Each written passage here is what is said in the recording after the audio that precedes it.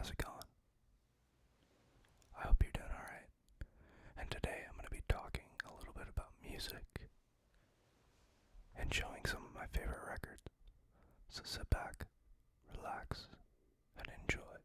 So before we get into some of the records, I thought I'd talk a little bit about how I got into music and what kind of music I'm into. So I was born in '93. And I lived in California at the time. And we had a radio station called K-Rock. It still exists now, but it's nowhere near as cool as it used to be. It was an alternative rock station. And at that time, that was basically the grunge era, so there was tons of grunge and stuff like Green Day, Blink-182, Rage Against the Machine, just all kinds of stuff like that. And then later on, like Incubus, stuff like that. And my parents weren't too big into classic rock. They liked a lot of 80s stuff. And they liked a lot of the newer stuff that was coming out. So we listened to a lot of K-Rock growing up. And that ended up shaping my music tastes to this day. So I was probably 8 to 10, and probably closer to 10. And at school, someone brought a Green Day CD, and we were doing some like Halloween project thing, and the teacher let us put it on. And that started my love of Green Day. I think like a week later, I was at the mall with my grandma, and we were at a music store for some reason. And, well, actually it was FYE, if anyone remembers that. And they had records and stuff, and CDs, but they also had like video games and stuff. So, I had her buy me a Green Day CD. And that was the first CD I ever owned. And it was International Super Hits by Green Day, which was like a best of CD. So Green Day was the first band that I ever got into.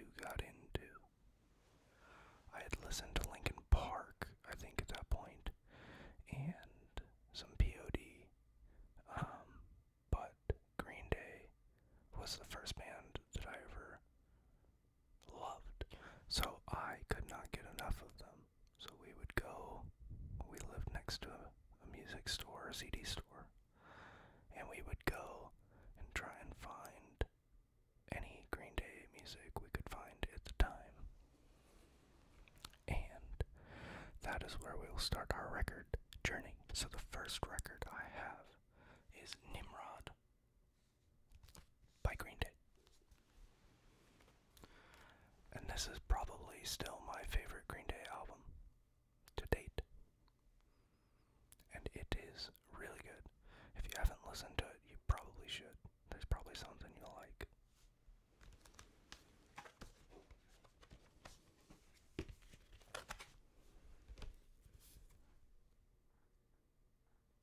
So the album itself is this translucent yellow, and it's really cool. I think it was the 15th or 20th anniversary of the album, and they did a re-release of it on the limited edition yellow vinyl, so I had to pick it up. So, fast forward a little bit to 2004, and Green Day came out with their American Idiot album. So in 2005, they went on tour for that album, and that was my first ever concert. And it was a great time. Still one of my favorite concerts to this day. A year later, my parents were going to go to a concert with their friends. And my dad's favorite band is Alice in Chains. So I found out that I was going to go to that concert too. And they had been out of commission for a while. Their lead singer had died.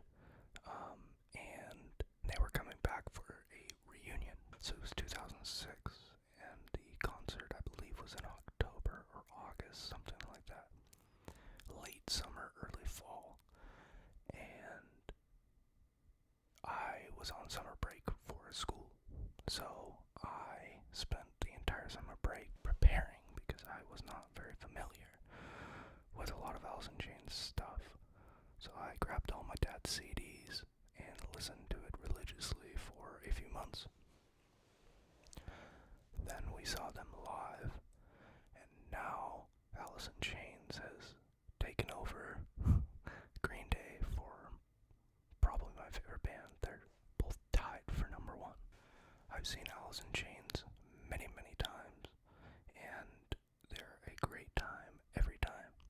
So I've got one of my favorite albums by Alice in Chains called Jar of Flies, but it also has Sap with it. It's a double album record.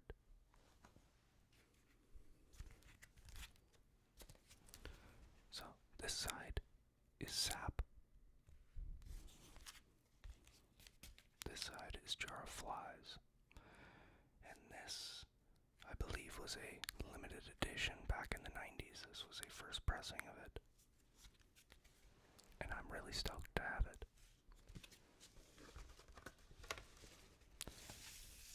Jar of Flies is this orange, translucent record. And Sap is this blue translucent record with the old Alice in Chains sun logo. I don't know if you can see that. But Alice in Chains has remained probably my favorite band. So I became obsessed with Alice in Chains and Green Day, and I ended up getting into the guitarist of Alice in Chains solo stuff. His solo albums are actually really good. If you're into kind of heavier grunge stuff, I highly recommend it. And that is our next album. It is Jerry Cantrell's Degradation Trip, Volume 1 and 2. This is a crazy good album. There's a ridiculous amount of songs on it, and it's way too long, but it's really good. Here's the back side. And the record is a weird, kind of sickly, burnt orange. And it's really cool. So, as time went on, I was told by my parents I needed to broaden my music horizons because they were tired of listening to Green Day and Alice in Chains all the time. And I was learning to play guitar at the time, and those were the only songs I knew how to play, so they were very annoyed. But I got into some other grunge bands. Pearl Jam, Mad Season, Stained, I guess. They're kind of post-grunge, but same thing. And that's what I've got next. So this is Pearl Jam's 10. And this was their first album. And it's really good. I believe this is the remastered, limited edition, anniversary edition of some kind.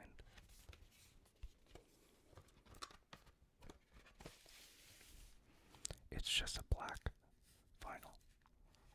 But this album is iconic, and I'm sure even if you're not into grunge or music that much, there's probably songs that you would recognize.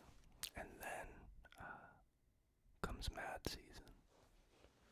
Mad Season was a supergroup with members of Pearl Jam, Alice in Chains, the Screaming Trees, and they worked with Mark Lanigan. And it was a very good group. They only had one album, but it's a great album. So this is Mad Season's Live at the Moor.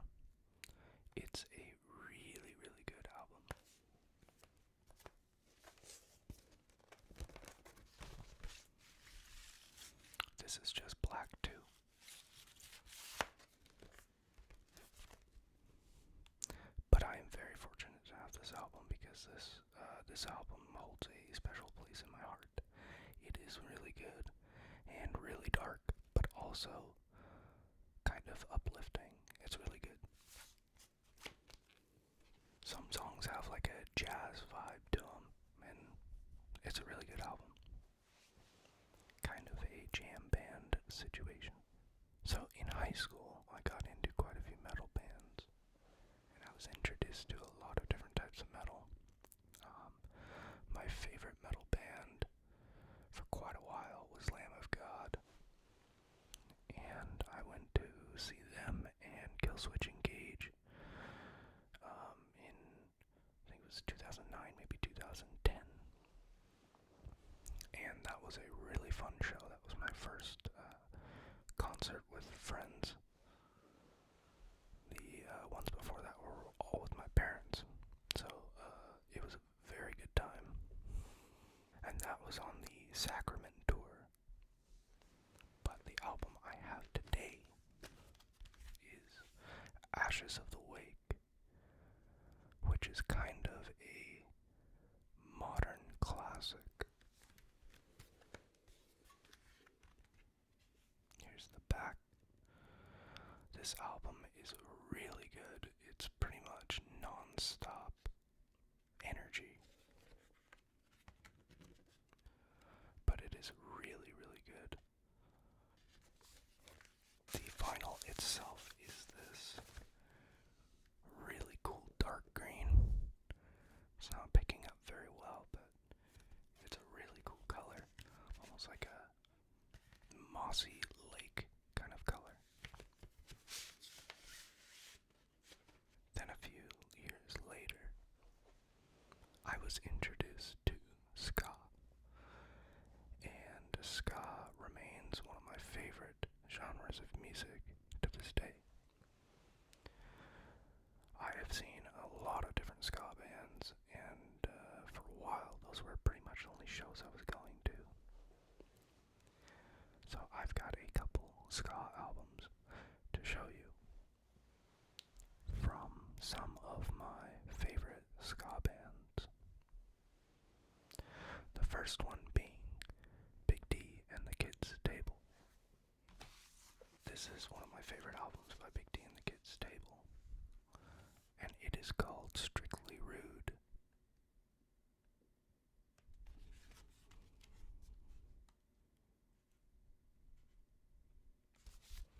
And the vinyl is white and black.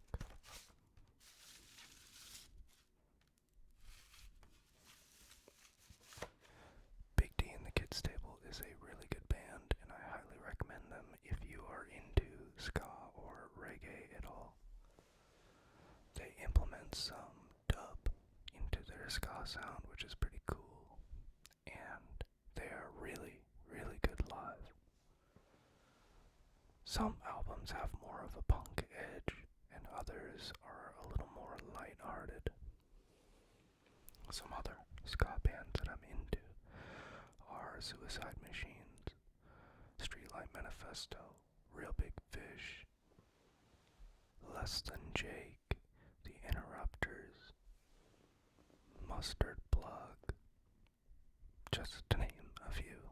The next album I have is another Big D and the Kids Table album, but it is a split with a band called Brain Failure, and they are from China. And they've got kind of a rancid kind of vibe, and they're really good. So this album is called Beijing to Boston, and it is really good. There's quite a few songs on here that are really good by both bands. Here's the back. This album's kind of a lighthearted album too.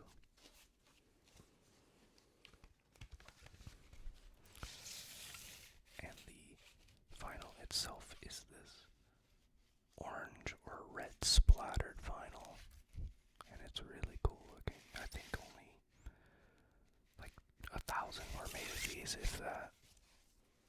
But it's a very good album, and I am stoked to have that record.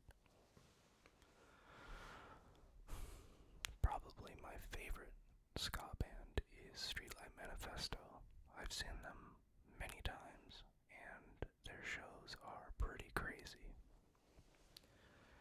Some of them are even more intense than metal shows I've been to, which is kind of wild, considering the style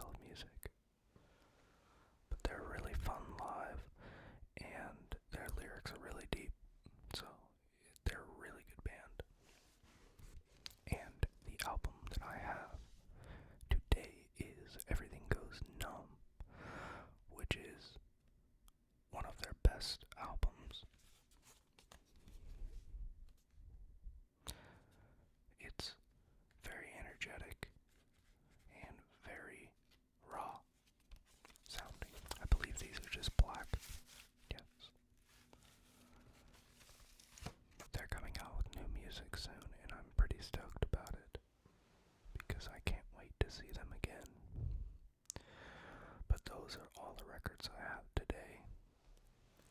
Maybe we'll get into some more in the future.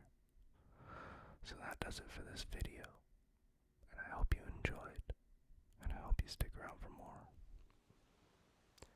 Have a good night, or day, and I'll see you next time.